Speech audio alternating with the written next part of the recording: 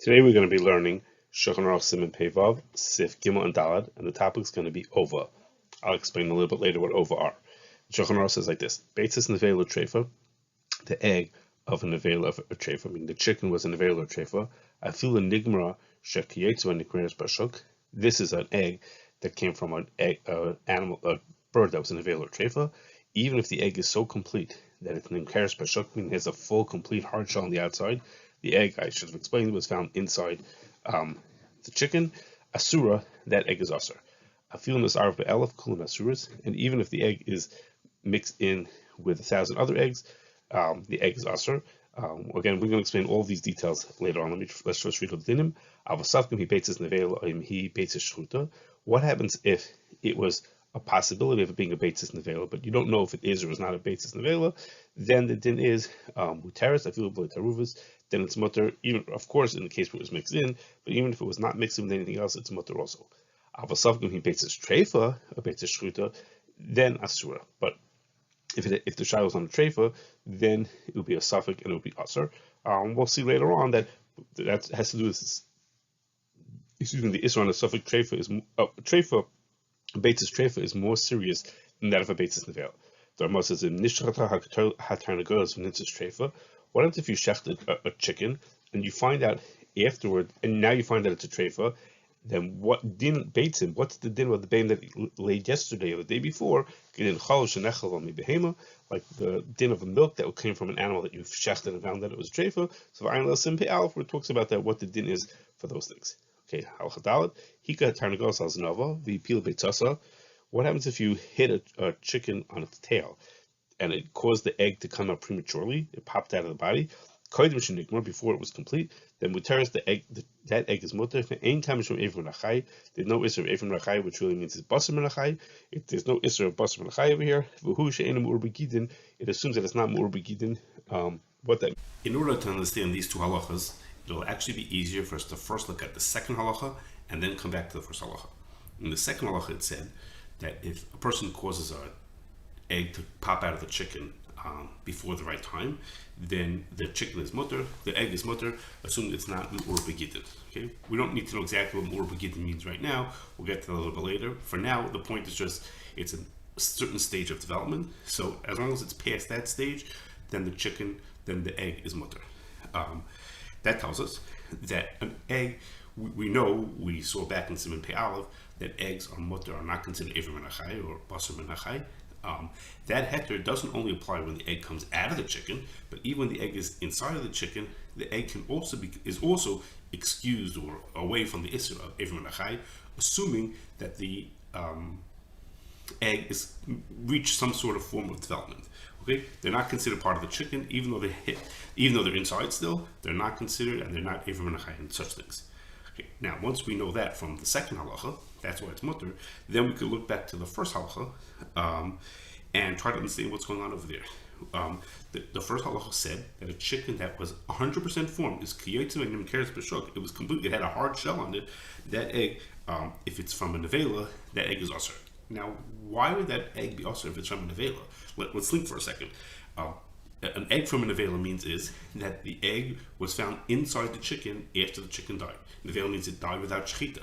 So an egg that's inside it can't be that the egg died after it laid the chicken, because then obviously we wouldn't care about the egg after it laid the chicken.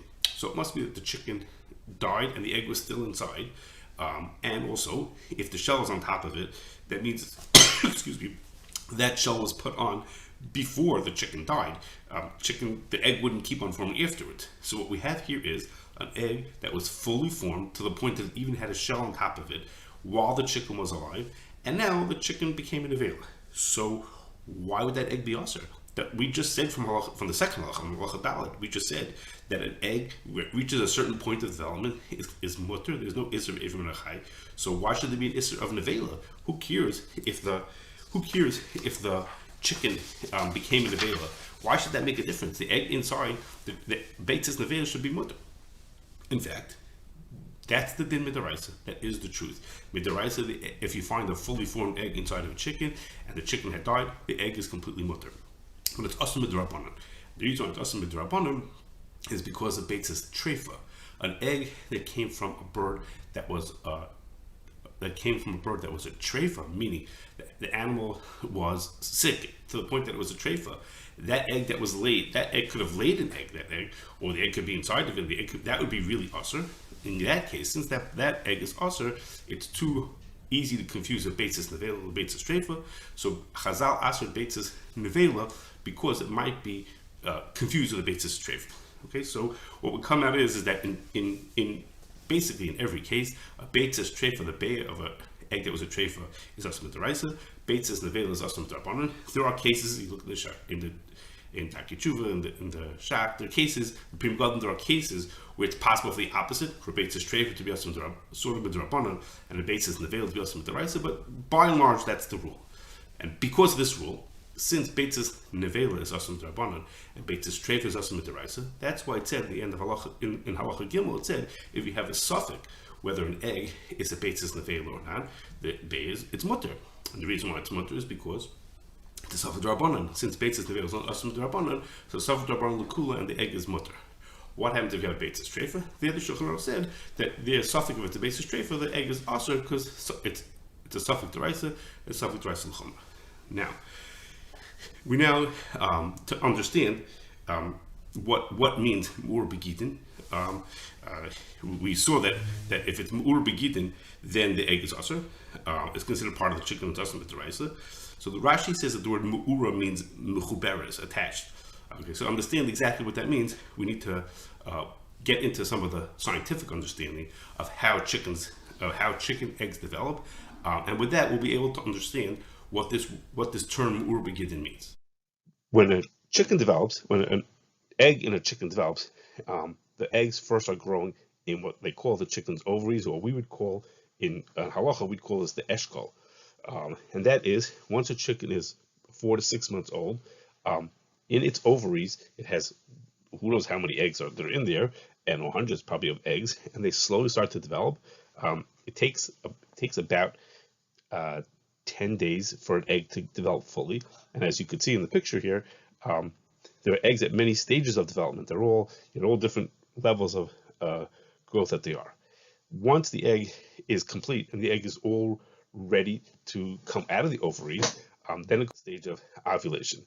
The following is a video of an egg actually going through ovulation, and you'll see there's a pencil that indicates where something called the stigma is, where the egg is coming out. And you see over there, right there, sort of in the center of the picture, the actual yolk of the egg is breaking out of the rest of the ovaries. That outer shell that we saw in the previous picture was really just, so to speak, like a holder for the actual egg, and the egg is now popping out. And as you noticed, there was a spot. I should have pointed that out before at the beginning of the video. Here's the egg about to come out. Let's go back to the beginning of the video. Okay, I can't go back, but this is an important thing to see. Okay, in the beginning of the video, it showed that in the middle of the egg, of the sac around the egg that was about to come out, around that case, there was a one line through which there was no blood vessels, and that's called the stigma, and it's through that section that the egg pops out. The egg comes out of the ovaries through that part called the stigma, and in fact, the reason why there are sometimes blood spots in eggs, meaning unfertilized eggs, is because there was a blood vessel crossing the stigma, and therefore when the yolk broke through, it broke that blood vessel, and some blood gets stuck into the egg at that time. The next stage that it goes through is the egg moves into a section called the infundibulum. Okay, it only stays there for about 15 minutes. That infundibulum, as you see here in the picture, is at the very beginning, right near the ovaries, right near the eshkol. It's called the eshkol because it looks like a cluster of grapes. When it moves, the infundibulum, it's there.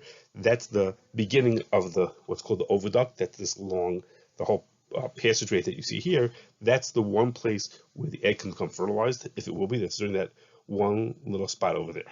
Okay, from there, the egg moves on to the next section of the oviduct, which is called the magnum. It spends about 3 hours over there, and that's the part of that's That's the part of the oviduct where the albumin, the white part of the egg, is put onto it. As it's being put on, it actually rotates, and that helps in the formation of the shaleza. These sort of like squiggly lines that those anchor the yolk into the middle of the albumin, of the white part of the egg. From there, so now it spends about, as I said, about 3 hours in the magnum. Then it moves to the next section, which is called the isthmus, where it spends a little more than an hour, about an hour and a quarter. So now the yolk and the albumin pass over to there, and that's where the soft shells, like a membrane, forms around the outside of the yolk. The outside of the albumin. And then it moves into the main section, the longest section that it spends in is called the shell gland. It spends about 20 hours in that shell gland, and there that the hard shell that comes around the egg is formed. It spends about 20 hours in that section, and then from there the egg will come out the end of the chicken, the back of the chicken, which is a little above. In this picture, it's above the shell gland. It's called the cloaca. Then what happens is the egg turns around right before it pops out, and it comes out facing down, the wide part facing down. What happens is that as the egg comes out, the egg is at the body temperature of the chicken, or maybe warmer. It's about 107 degrees, which is hotter than the outside temperature. So as the egg cools, there's a space forms between the inner and the outer membranes, and that leaves the air space at the very end of the white end of the egg, which is going to be useful way down the road for the chick that's inside the egg to breathe from. Now that we've seen what it means, how the chicken egg develops, we understand that when the yolk is still inside of the ovaries, then at that point, that surely qualifies as more begitin. They're surrounded by this. There aren't actually any veins right in the yolk itself, but they're surrounded by this sac. They're very mechuberes. Like Rashi said, mu'ura means mechuberes. They're attached, and they're part of the chicken's body. So at that point, everyone will agree that it's mu'ura begitin. But it turns out that there are 4 shittas in Rishonim as to what it means that an egg should be complete. We sort of have an understanding what at least one example of mu'ura begitin when it's still in the ovary, but exactly what it means to be Beitzas gemura. There's 4 shittas in the Rishonim, and the Shulchan Aruch in Siman Pei Zayin brings the day of the Rashba, which is how we paskins, which says that a bay is not considered gemura until it has a chel moin and a chel boin, until it has the yolk and the albumin, the white part of the egg, formed. That's what's considered a full egg, and that's what's full. So the Yad Yehuda talks about these different shittas, and he says he's very perplexed. He uses very strong language to talk about this shita of the Rashba. He said he quotes from a Gemara. He uses a term from a Gemara. He says he's a person who's einoi baku b'tarmi goylin. He says it's not physically possible for there to be a yolk and an albumin, and it could still be mu'ura begitin, as we saw in the video and we saw in the description beforehand, which the Yad Yehuda basically repeats what our scientific explanation is. The Yad Yehuda says, I looked at thousands of eggs of chickens and I know exactly how they form, and what he describes is very much like the scientific description that I talked about beforehand. And he says that kind of there is no way that a bird could have a yolk and an albumin and still be mu'ura begitin, which is understood to be back in the eshkol, back in the ovaries. He says it just physically is impossible. So some say that maybe it could happen once in a while. The Yad says there's no such thing as impossible. He says he doesn't know what to say. Most of the other shittas of Rishonim he's able to understand, but that one, which is actually what the Shulchan Aruch brings, he's completely stuck with. He doesn't know what to say. But put that on the side. Everyone will agree that when the yolk is inside the ovaries, that's considered mu'ura begitin. And almost all the shittas will say that that's asur midaraisa. There is a sheet of Rashi that the Shach says, who says that it's possible if the yolk is 100% fully formed, even if it's still in the ovaries, it would not be asur midaraisa. But everybody else doesn't agree with that. And anyhow, that's only a very, very specific case where it's completely formed, but it just hasn't been released yet. Okay, so now that we have this information, we're going to talk about a shaila that came up many decades ago, maybe 40 years ago, which was like this. When the yolk is when the yolk is still in the ovaries. Those ovaries, one of them would be called an ovum, and the whole group of them is called ova. That's the plural of them. What happened was, it seems that people would, when they would come to slaughter chickens that were already maturing eggs, which is not our chickens. Our chickens, our broilers, the ones that we eat, they're so young that they don't have any eggs. They would never have any mature eggs, any developing eggs inside their bodies. But in a chickens that are older, like an egg-laying chicken that now comes to be slaughtered, there's that cluster, that the ovaries, the eshkol, has lots of ova in it. And what they would do is they would cut that off and blend that in with liquid eggs that they were selling to the public. My understanding is that they did that in order because it added more fat content and somehow made the eggs richer, and they would do that to help improve their eggs.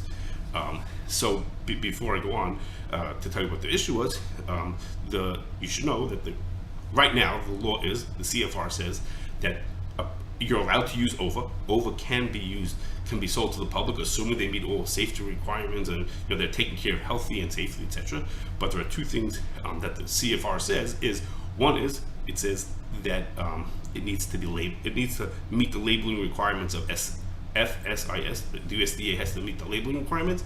And second is that it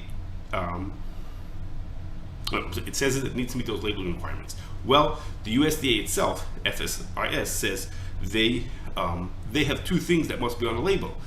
There are two rules for what has to be on the label. First of all, it must be declared. So you can't put in your ova into your eggs without saying that these are ova. You can't sell a container of liquid eggs without telling you that it's ova in it also. And second is, surprisingly, it says it can't be labeled as kosher.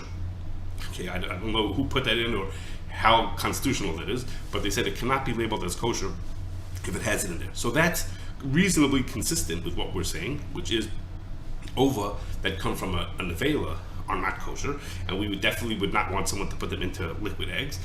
Technically, in Pei Zayin, it says that ova, if they come from a shechted chicken, are actually kosher. We'll talk about that in a minute.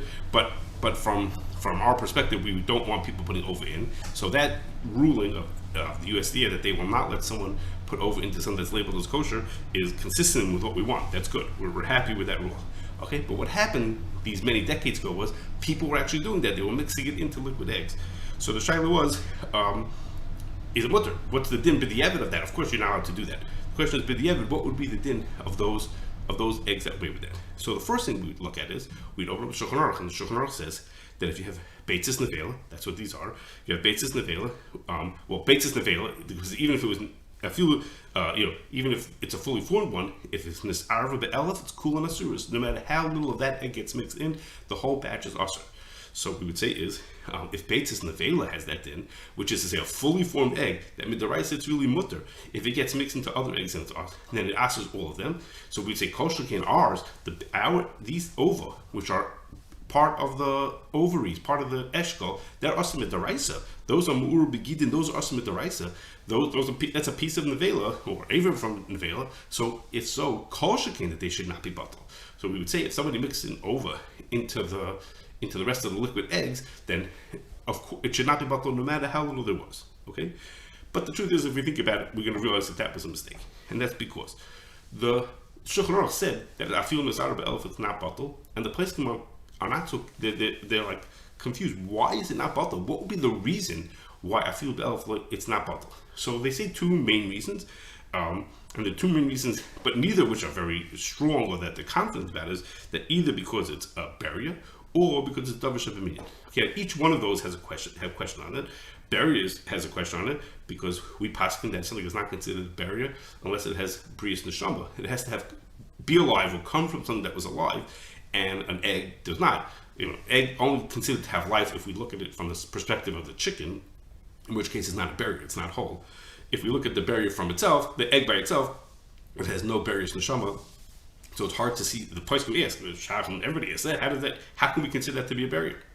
From the point of davar shebeminyan, the Shulchan Aruch himself paskins that davar shebeminyan is only 7 very specific things. So the Shulchan Aruch, it's hard to hear how the Shulchan Aruch could consider this a davar sheminyan. The Rama over there says no, even other things are davar sheminyan also. But the question on the Mechaber, how can the Mechaber have said that it's not batal because davar sheminyan when this is not a davar? He would not hold this as davar sheminyan. So if the Aruch HaShulchan wanted to say maybe it's a tziruf, since the cheetahs to be machmir about each of those shilas, we could be together, give or take, whatever it is. It has something to do with Beri and Davar Sheminyan. Okay, so that's all true. Those possibilities of Beri and Davar Sheminyan only apply when we have an egg that's kiyotze by nim kares b'shut. The case of the Shulchan Aruch, it was a fully formed egg with a hard shell on the outside of it. So that kind of an egg, it's an egg that could be potentially a Beri because it's whole, it's complete, or it could be a Davar Sheminyan because people sell eggs by the dozen. You sell it by the number, so you could potentially call that a Davar Sheminyan. But if we have an ova, a cluster from from the ovaries, there's no way that could be considered to be a barrier or a davar sheminyan. It's not anything. It's not a complete something, and it's not something that gets sold by the number. You don't buy them by number. You buy by weight. I don't know how you buy ova. So the even though by Drabanan, by Beitzas neveilah, which is a Drabanan, we say afil be'elf lebatal.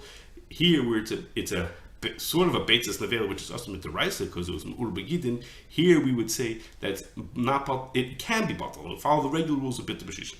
Okay, that's our main reason why it would be batal. Of course, you shouldn't be doing it, but if it was done, then would be batal B'Shishim. Okay, just as an aside to that is another thing is now these were used in liquid eggs. Nobody mixed them in just into something else. They mixed them into liquid eggs.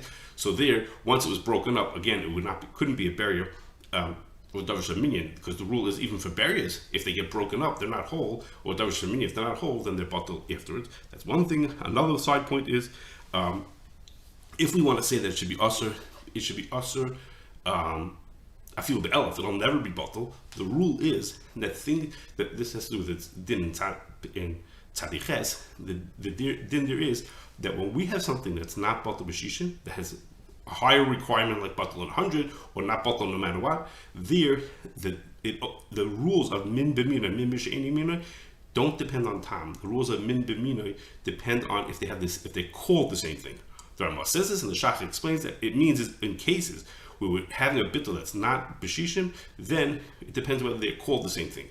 So in our case, the ova and liquid eggs might taste the same, but they're not called the same thing. This is ova and this is eggs. So then, in which case, they would not be considered min b'minoi.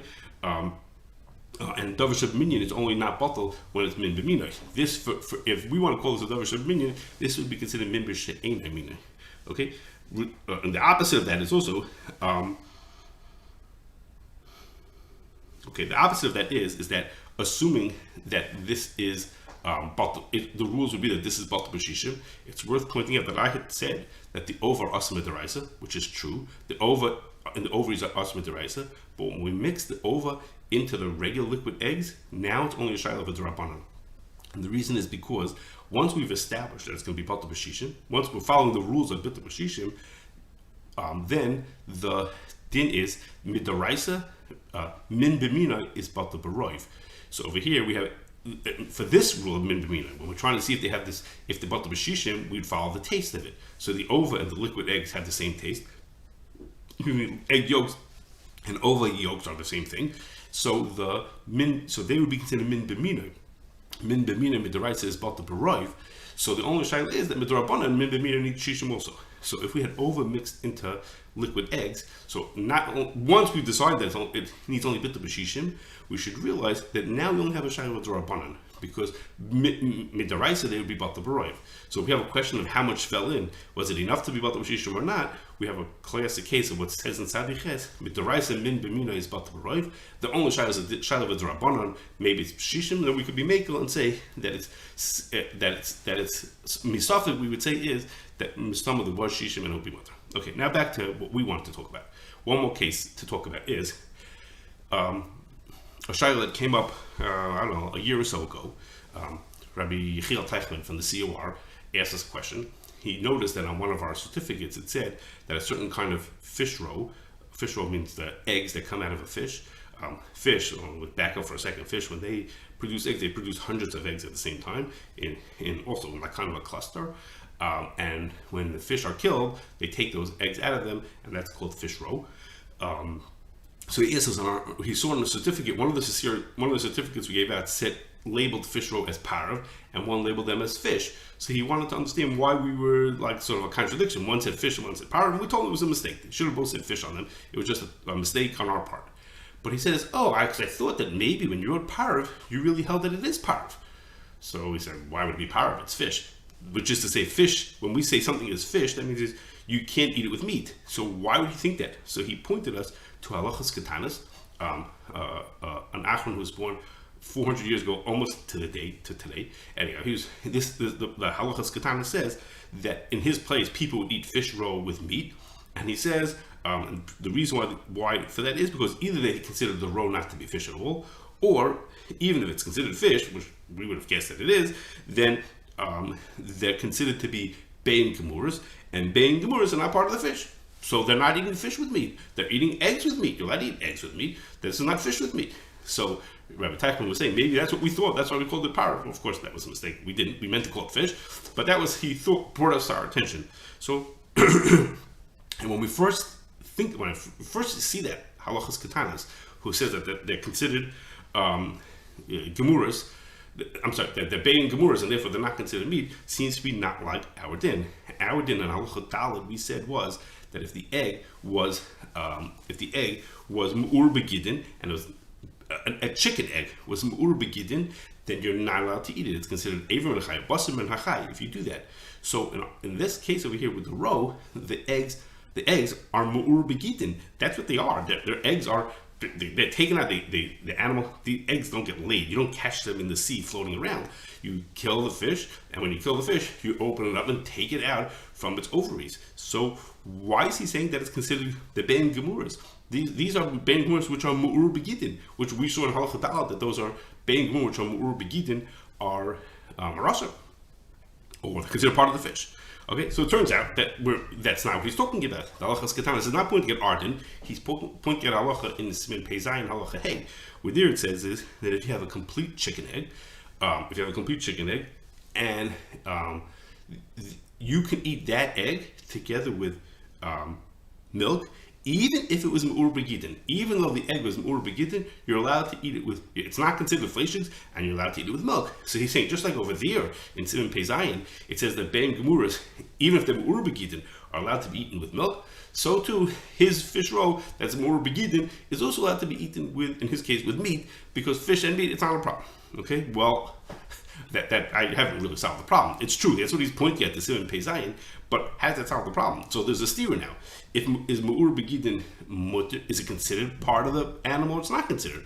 In Pei Zayin, it said that it's mu'ur begidin. It's not considered to be chicken, and we could eat it with milk. And in Pei Vav, that's our halacha, it said if it's mu'ur begidin, it is considered part of the animal. It's considered everyone achai. So which one is it? Is Pei Zayin correct or Pei Vav correct? So this question is not a question that we thought of on our own. This question, Tosfos talks about this kasha. Okay, and the Achronim will bring this. It's a Tosfos, and this is kasha. And Tosfos gives two terutzim. Excuse me. Tosfos gives two terutzim, and the Shach gives a third teretz of his own. The first teretz of Tosfos from the Bahag says that it depends if it's a shayla of a deraisa or derabanan. In the Siman Pei Zayin, it's talking about eating chicken egg with milk. Chicken with milk can never be an issa deraisa. At most, it's an issa derabanan. So since it's only issa derabanan, so he says they were mekel and we consider to not be meat. In our din, where the shayla is, it was not an animal that had shechita. So it's the shayla of avim and achai. That's the shayla of deraisa. So here we're machmer. Okay, if that's what it depended on, according to the Bahag, that it depends on if it's issa deraisa or derabanan, then fish roe would not be allowed to eat with meat. And that's because the Rambam tells us, and we know, Chamir Sakanta Misura, so we would treat a suffix sakana as if it's the suffix deraisa. So therefore we would say that you cannot eat the fish roe with meat. That's the Bahag's teretz. Tosfos brings us from Rabbeinu Tam. He says that the only time we're machmir to treat it as if it's part of the chicken is when it's something that would be inherently usher. Like for example, in our case, in Siman Pei Vav, where it would be inherently usher because avim and achai is isser by itself, then we treat it to be as if it's part of the chicken. But in Siman Pei Zayin, which is a shayla basar b'cholov, basar is mutter. The animal was shechted. So the only shaila we have there is that maybe when you mix it with something else and become asur, then we don't have to consider it to be part of the chicken, and therefore we can be mekel. Well, if that was what it depended on, then you would be allowed to eat, the roe with meat, because roe from a fish is mutter. Roe from a kosher fish is mutter. It's only a shayla if you mix it with something else. Well, it's only a shayla when you mix it with something else. That's what the Rabbeinu Tam says, that then we don't have to be considered part of the fish or the bird that it came from. Okay, that's second case. Again, all of these people only talking about the bird shayla. We're connecting it and saying, how does that connect to the shayla of the fish roll also? Okay, but the Shach says a third teretz. The Shach says, I don't understand the kasha. He says like this. We saw way back when that really eggs should be asur, because eggs should be ever menachai. A chicken lays an egg, it should be ever menachai. It's a living animal. Something came out of it, should be ever menachai. It's a special xeris akasav that it's not a problem of ever menachai or basar menachai. It's mutter. So he says that heter only starts when the egg is not mu'ur begidin. While it's mu'ur begidin, it's considered to be it still follows the rules of ever menachai, those kind of things. He says. But as soon as the egg is complete, then it's not considered part of the chicken.